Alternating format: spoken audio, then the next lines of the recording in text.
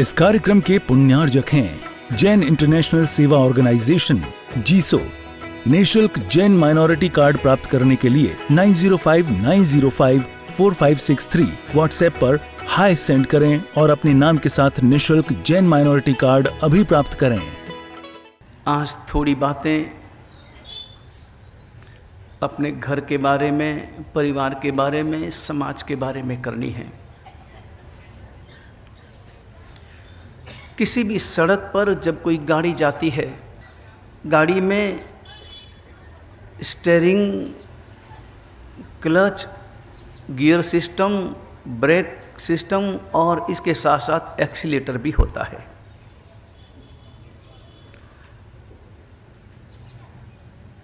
Accelerator न हो तो गाड़ी तेज कैसे दौड़ेगी, क्लच न हो तो गियर चेंज कैसे होगा, स्टीयरिंग न हो तो गाड़ी को मोड़ा कैसे जाएगा, और अगर ब्रेक न हो तो गाड़ी को रोका कैसे जाएगा। गियर सिस्टम में अगर 4 गियर या 5 गियर दौड़ने के हैं तो एक गियर रिवर्स का भी उसमें होता है। ये सारे सिस्टम हों तब कहीं जाकर गाड़ी अपने आप में व्यवस्थित रूप से कंट्रोल होती है, आगे बढ़ती है। जिस गाड़ी में ब्रेक न हो उस गाड़ी को कोई ड्राइवर चलाने की कोशिश नहीं करता। अगर मालूम पड़ जाए कि मैं जिस गाड़ी को स्टार्ट करने वाला हूं उस गाड़ी का ब्रेक सिस्टम फेल हो गया है, गाड़ी चलाएगा, स्टार्ट करेगा, गियर में डालेगा, नहीं डालेगा। जितना जरूरी अन्य सारे सिस्टम हैं उससे भी ज़्यादा जरूरी है ब्रेक व्यवस्थित होना। गियर सिस्टम थोड़ा सा आवाज करता हुआ मिलेगा तो भी चलेगा, लेकिन ब्रेक तो एकदम सुव्यवस्थित चाहिए कि ब्रेक लगते ही गाड़ी रुक जाए। आज उस ब्रेक के बारे में बात करनी है। हमारी जिंदगी की भी एक गाड़ी है, गाड़ी के समान चलती है, दौड़ती है, रुकती है, टिकती है, सोचती है, खाती है, पीती है, आगे बढ़ती है। कभी कभी गाड़ी मुड़ती भी है, कभी सीधी, कभी दाएं, कभी बाएं, कभी पीछे। गाड़ी बराबर चल रही है, लेकिन हमारी जिंदगी का ब्रेक सिस्टम क्या है? ब्रेक कहाँ लगता है? व्यक्ति गाड़ी जब दौड़ाता है, चलाता है, ब्रेक कहाँ लगाने की कोशिश करता है? ब्रेक लगाने के लिए कई कारण बनते हैं। आगे अगर स्पीड ब्रेकर आता है तो व्यक्ति ब्रेक लगाता है।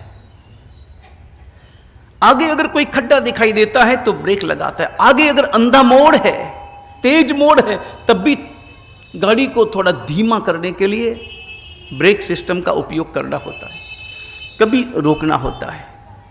आगे अगर कोई बड़ा खड्डा आ जाए तो उससे बचने के लिए गाड़ी को स्वाभाविक रूप से रोकना होता है। आगे अगर सिग्नल आ जाए, कोई चौराहा हो और चौराहे पर रेड सिग्नल हो गया है, गाड़ी को रोकना पड़ता है। मन भले हो न हो, मन करता है रोकने का। हर व्यक्ति को तेज जाना है, शीघ्र जाना है, भागना है, दौड़ना है, इसलिए कोई भी गाड़ी धीरे नहीं चलती। और आजकल तो इतनी बढ़िया सड़कें बन गई है, 4 लाइन 6 लाइन। गाड़ी 100 से तो स्टार्ट होती है, 150, पौने 200 पे जाके रुकती, इतनी तेज चलती। लेकिन अगर कोई चौराहा आ जाए और चौराहे पर रेड सिग्नल हो, रुकना पड़ता है या नहीं? मन से रुकते हैं या कानून के डर से रुकते हैं? और अभी तो सभी जगह कैमरे लगे हुए हैं। अगर आपने रेड सिग्नल तोड़ा है तो चालान का बिल सीधे आपके घर पे पहुंच जाएगा। कानून के डर से भी रुकना तो पड़ता है। लेकिन ये रेड सिग्नल आपकी रुकावट है या आपकी सुरक्षा है? रेड सिग्नल रुकावट है या सुरक्षा? मन में ऐसा सोचते हैं कि कहां ये रेड सिग्नल आ गया।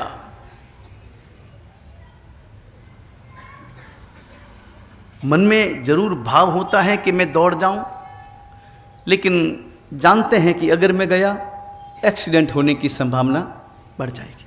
अगर चौराया हो और जितनी भी गाड़ियां आ रही आगे से पीछे से दाएं से बाएं से, अगर सिग्नल तोड़ना शुरू कर दे तो नंबर 1 गाड़ी को खतरा है, नंबर 2 गाड़ी आगे बढ़ ही नहीं पाएगी, गाड़ी आगे फंस जाएगी।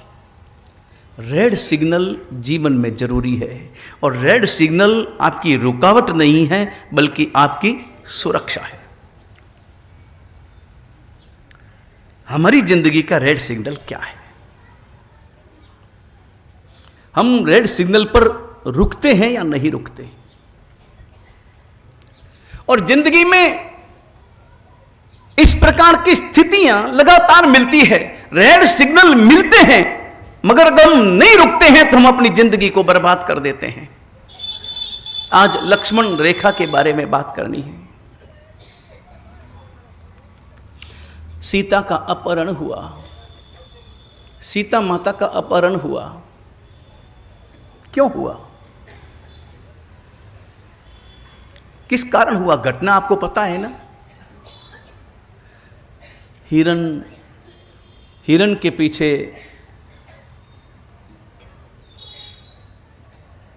भगवान राम गए, आवाज आई, लक्ष्मण को भी जाना पड़ा।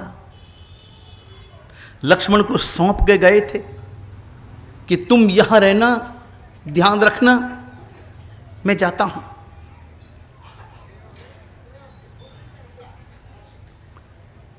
लक्ष्मण को भी जाना पड़ा, लेकिन जाने से पहले एक काम किया, बड़ा महत्वपूर्ण काम किया, सारे संसार को एक दृष्टि दी। जाने से पहले एक रेखा खींच ली और सीता माता से कहा कि मैया कुछ भी हो, कैसा भी काम हो, लेकिन तुम इस रेखा को पार मत करना, इसके भीतर रहना, अंदर रहना, कुछ भी हो जाए। और तभी वहां पर पहुंचा मायावी रावण। यह सारी लीला उसकी थी, सारा षड्यंत्र उसका था। सोने का हिरण कभी होता नहीं, बनावटी था।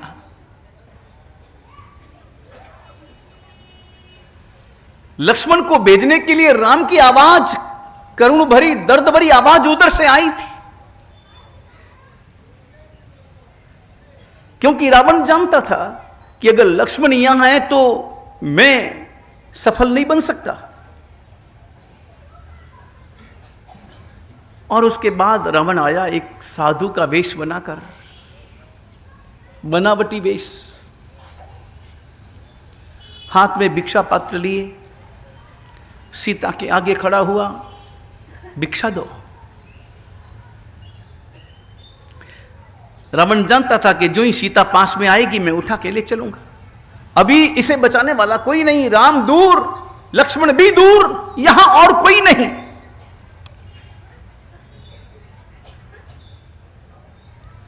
लेकिन अंदर जाए कैसे? सीता मैया ने कहा कि आप अंदर आइए, मैं अभी आपको आहार दे देती हूं। और रावण ने कहा मैं अंदर जाऊं कैसे? लक्ष्मण रेखा के जो ही पास में पहुंचा था कि रावण झुलसने लगा। लक्ष्मण रेखा की ताकत इतनी,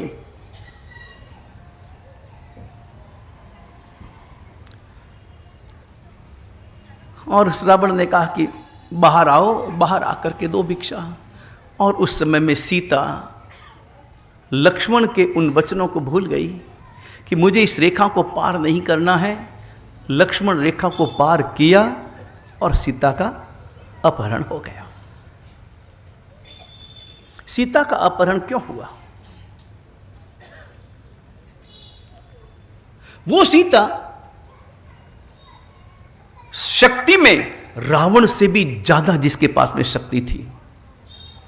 कैसे? आपको मालूम है, जब स्वयंवर चला था सीता का,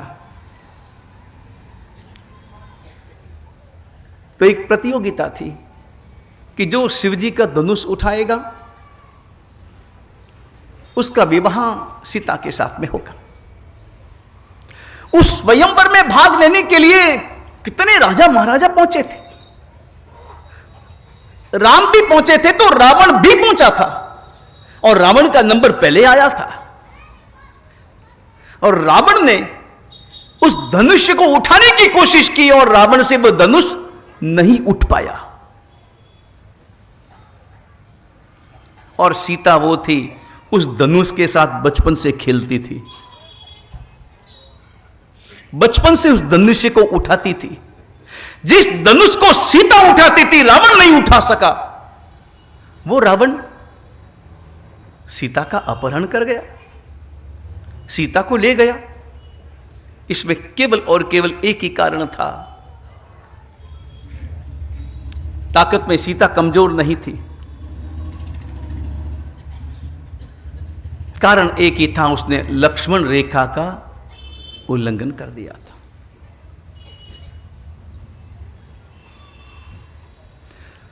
सीता को लक्ष्मण मिला था एक रेखा बनाने के लिए। हर व्यक्ति की जिंदगी में एक लक्ष्मण जरूरी है, हर परिवार में एक लक्ष्मण जरूरी है, हर समाज में एक लक्ष्मण जरूरी है, जो लक्ष्मण रेखा खींचे।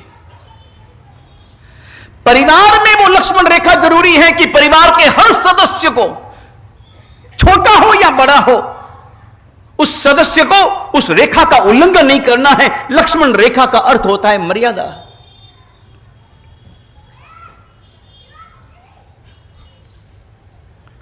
हमारे जीवन में तो कोई मर्यादा नहीं बची।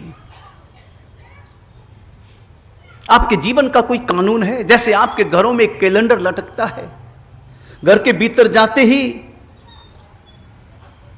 ड्राइंग रूम में कैलेंडर लटकता है, आते जाते हर व्यक्ति की नजर पड़ती है कि आज तारीख क्या है।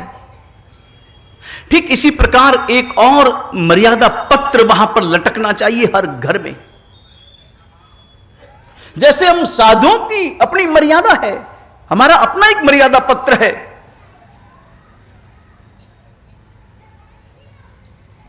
साधु की मर्यादा सब जानते हैं कि ये पैदल चलते हैं, ये पैसा नहीं रखते हैं, ये लोच कराते हैं, ये विजातीय का स्पर्श नहीं करते हैं, ये रात्रि में बाहर नहीं जाते हैं, ये बरसात में बाहर नहीं जाते हैं, गोचरी के लिए घर घर जाते हैं, सूज का आहार लेते। मर्यादा है हमारी। आपके जीवन की मर्यादा क्या है? आपके घर में भी एक मर्यादा पत्र वर्तमान के व्यवहार के हिसाब से रहना चाहिए कि सबको यहां पर घर में कितने बजे सोना है, कितने बजे उठना है, कितनी देर मोबाइल चलाना है, कितनी देर टीवी देखना है, घर में कितने बजे घर में हर सदस्य को पहुंच जाना है। मोबाइल में, घर के किसी भी सदस्य के मोबाइल में लॉक नहीं लगना चाहिए, कोई पासवर्ड नहीं होना चाहिए। कोई मर्यादा है आपके जीवन में? और जब मर्यादा का उल्लंघन होता है तब हमेशा अपहरण होता है। और ध्यान रहे, गली गली में रावण छिपे पड़े हैं, गली गली में रावण घूम रहे हैं अपहरण करने के लिए।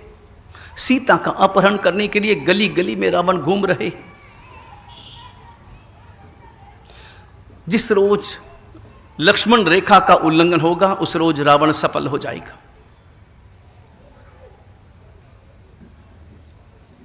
वर्तमान में हमारे घरों की दशा, परिवार की दशा, समाज की दशा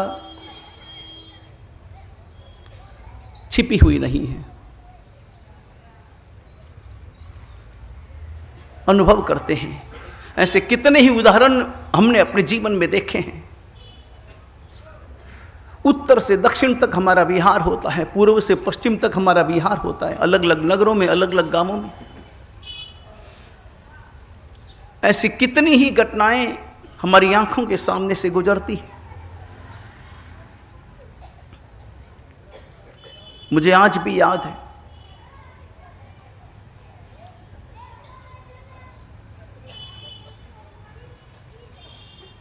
मुंबई में जब हमारा चातुर्मास था।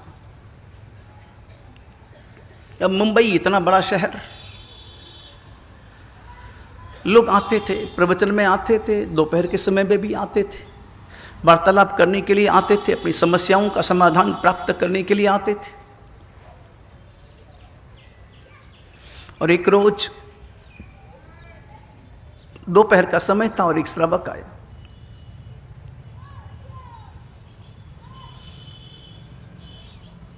उस श्रावक ने आके कहा, थोड़ा परिचय था,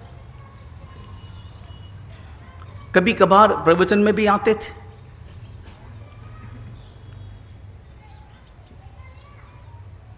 उसने आकर के कहा कि महाराज गुरुदेव, मुझे आपसे थोड़ी देर एकांत में बात करनी है। हॉल में हम बैठे थे। उसने कहा, महाराज साहब आपको कष्ट होगा मगर कमरे में पधारो, मैं कमरे में ही बात कर पाऊंगा। मैंने कहा अभी यहाँ पर कोई नहीं है। उसने कहा कि नहीं गुरुदेव, अभी भले कोई नहीं है मगर मैं वार्तालाप शुरू करूंगा और तभी कोई दूसरा व्यक्ति आ गया तो मुझे अपना वार्तालाप बंद करना पड़ेगा। मैं दूसरों के सामने बात नहीं कर सकता, अपने घर की बात है।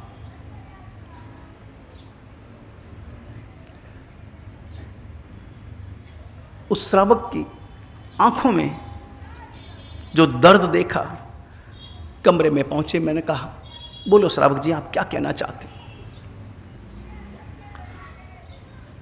उसने कहा गुरुदेव, बस मैं आपसे एक आशीर्वाद चाहता हूं।